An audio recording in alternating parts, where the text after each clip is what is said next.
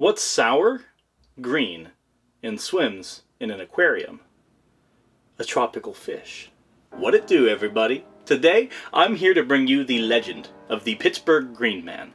But not only that, also the very real man from whom these legends sprung. Before you ask, no, it's not Charlie Kelly in a green morph suit. But before I begin, I'd like to humbly ask that if you're interested in this sort of content and would like to see more in the future, just subscribe to the channel. Hit the little bell button beside the subscribe button. It'll help me out a lot, and I appreciate it. I appreciate each and every one of you immensely. I'm just excited to be making this kind of content.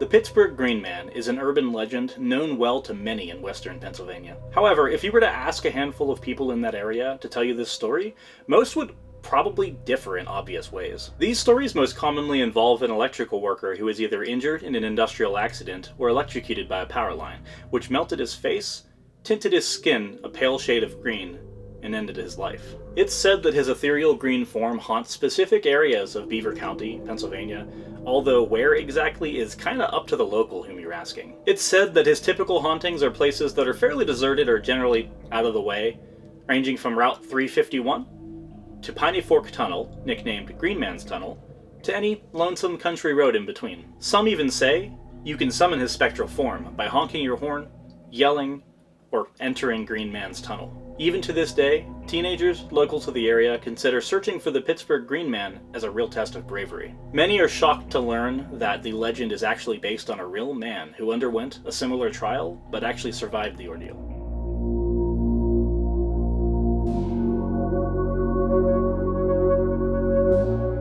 The date is October 29th, 1910.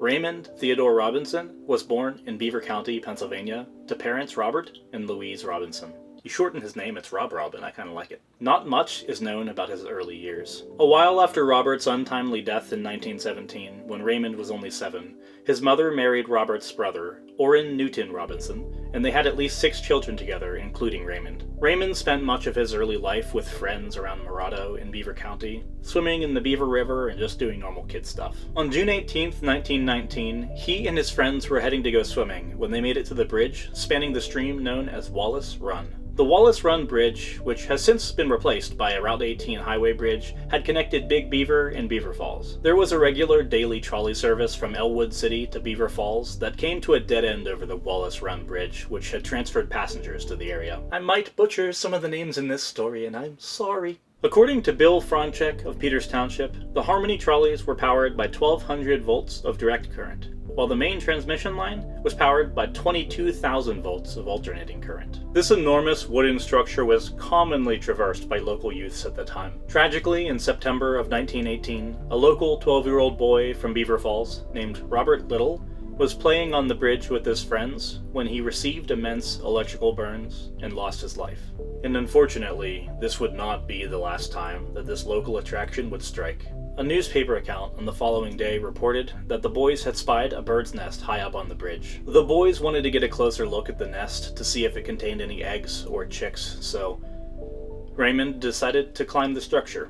The Beaver Falls paper at the time stated, "Morado lad, 8, shocked by live wire, will die." Raymond was rushed to the former Providence Hospital in Beaver Falls, and local newspapers would carry periodic updates as to his condition, which waxed and waned for about a month or so. After the first month, however, his condition began to improve. However, the accident left him horribly disfigured. His face appeared melted. His eyes and his nose were simply gone. His lips and ears were shadows of their former selves. His left arm was burned off at the elbow. Scar tissue covered his upper torso. I have here the last article written about Raymond from the actual newspaper who reported on his condition. The beginning of this article states that it's continued from page 1, but I've scoured every inch of page 1, and I even checked other pages to see if it was just a mistake. I could not find the beginning of this article. So I'm just going to read from what we have, because I don't know what happened there. This article was titled, "Doctors Marvel That Boy Lives." However, only holes are left where his eyes were. One of his hands is gone, and both arms are in bad shape. The upper part of his body shows marks of serious burns. Yet, in spite of all his affliction, the boy is in good humor, though he has nothing to say of the occurrence. He is the son of Mrs. Anna Robinson, a widow woman of Beaver Falls. He is the second victim of an accident of the kind. About a year ago, Howard Little, aged 11, was terribly burned by the same high voltage. He died after 2 weeks. Many doctors have visited the Robinson boy in the hospital, and they say his recovery is a marvel in the medical and surgical world, paralleling that of Carl Leonard, age 12 of Kalkaska, Michigan, who lived after receiving 20,000 volts of electricity through his body. Honestly, I can't find actual information if that boy's name was Robert or Howard Little. I don't know if possibly one was a middle name and it was reported to the newspaper by a different name. I'm not sure about that one, but I'm going with Robert because most sources, apart from that newspaper, state Robert.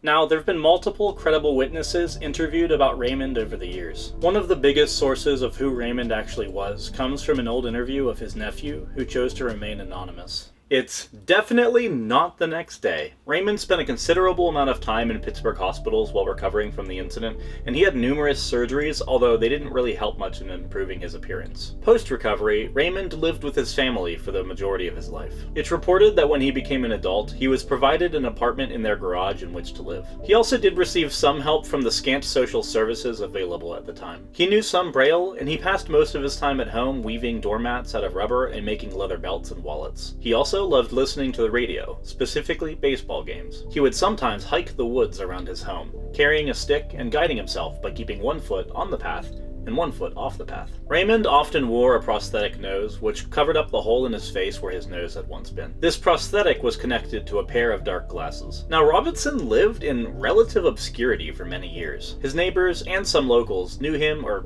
knew of him, but nobody really bothered him. That is, until he began appearing at night on the Koppel New Galilee Road, also known as Route 351. Nobody really knows when he started going on these nightly walks along Route 351, but his nephew did mention that it began sometime after a coal company stripped the land behind the Robinsons' house, destroying his usual walking path. Several times a week, when the weather was decent, Raymond would grab his walking stick and head out around 10 p.m. He would go on miles-long walks and often stay out past midnight. To guide himself, he used the normal method that he used when hiking the woods, which is 1 foot on the pavement and 1 foot off. His parents absolutely hated this and did not understand why he went on these walks. They caused a great deal of strife in the family. Before Raymond returned home each night, his mother wasn't able to sleep. There were nights where he was gone so long, his family would actually go out looking for him, although sometimes he'd simply be gone all night. Not much later, word began spreading about the strange-looking man who walked the road at night, and gradually, local teenagers would head out there and try to get a look at him for themselves. Over time, this story began to gain traction and spread farther and farther out across the region. Eventually, he was coined by a local as Charlie No Face,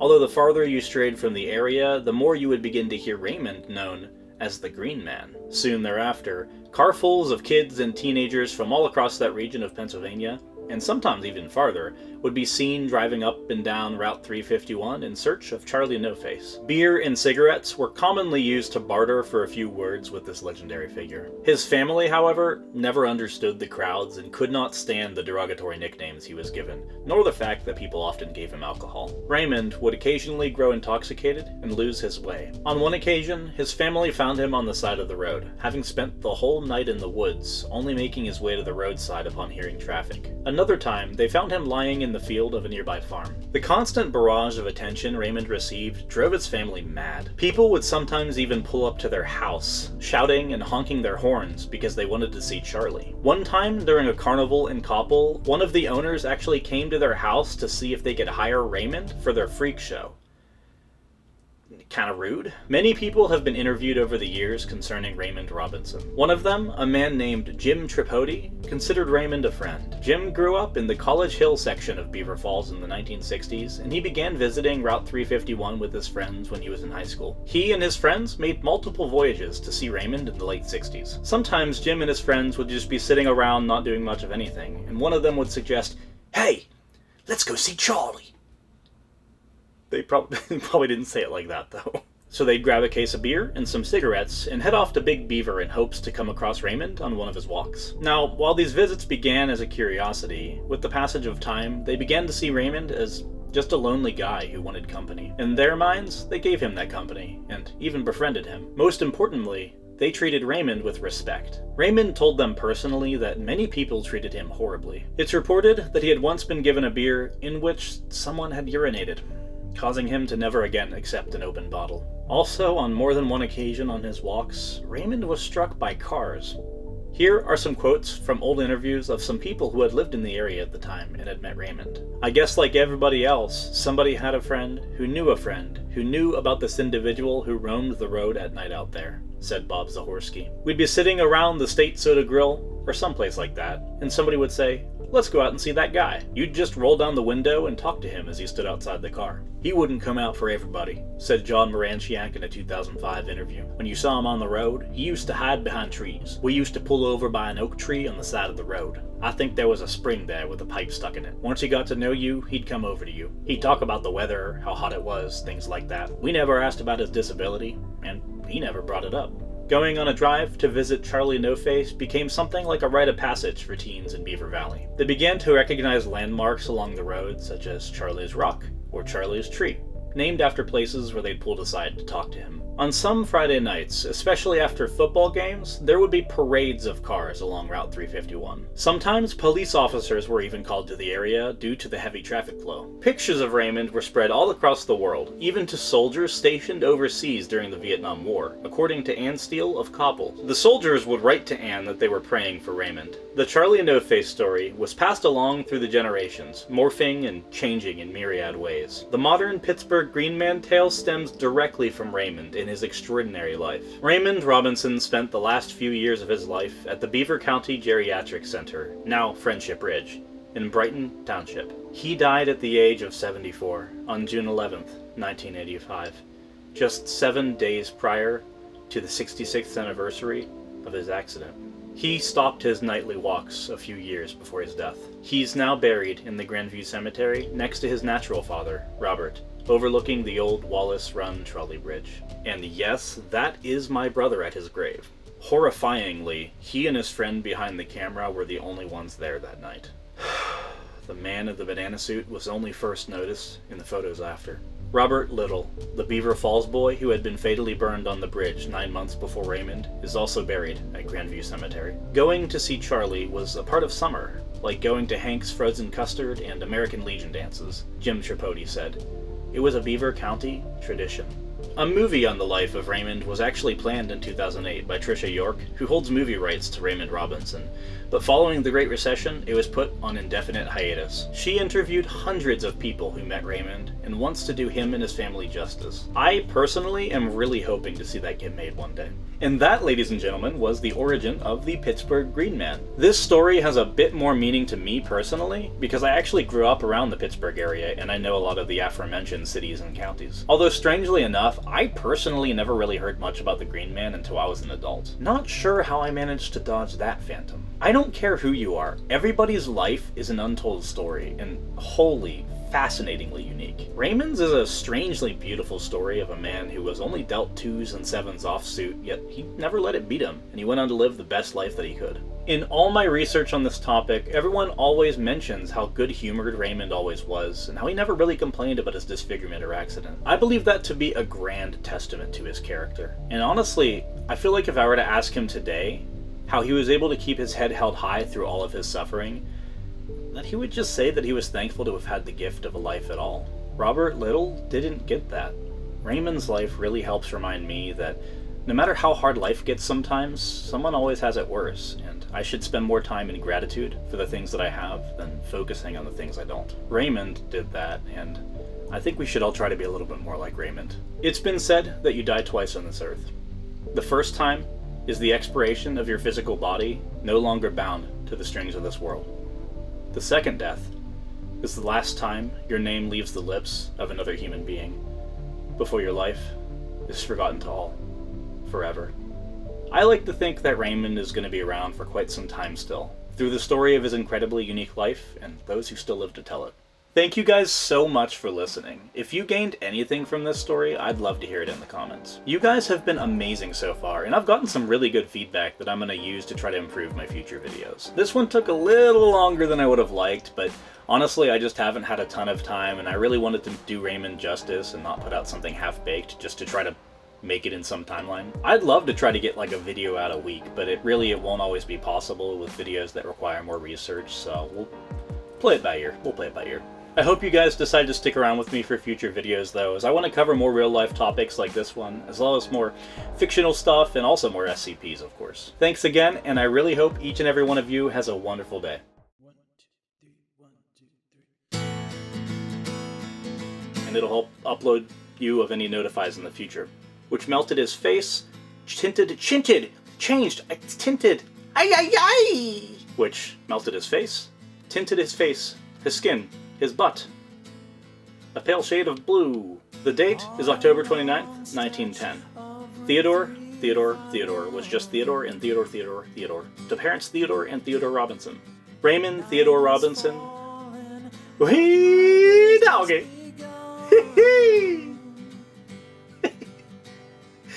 The date is October. I can't do it. The date is October 27th. 7/7/7/10. Raymond Theodore Robinson was just born in Peas.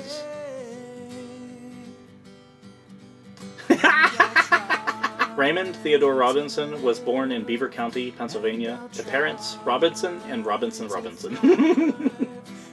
Close your eyes, I can see the floor is covered in my pee. Wait, no, that's just carpet. Reported that the birds had spied a large boy's nest. Although they did not help much. Alright, I gotta put you outside and close the door if you're gonna come in here and make noise. You're coming in here and making noise and you're gonna make this harder for me. Although the farther you strayed from the area, the more you would hear of Raymond, known as the Green Man. The Green Man. The Green Man. The Man of the Green. Soon, carfuls of tids and keens. Coochie coochie coo. Coochie coochie coo.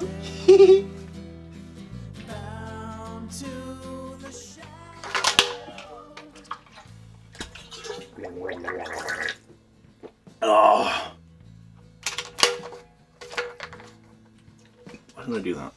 If you see me when you're passing by in the darkness, keep in mind I'm still that boy inside, afraid.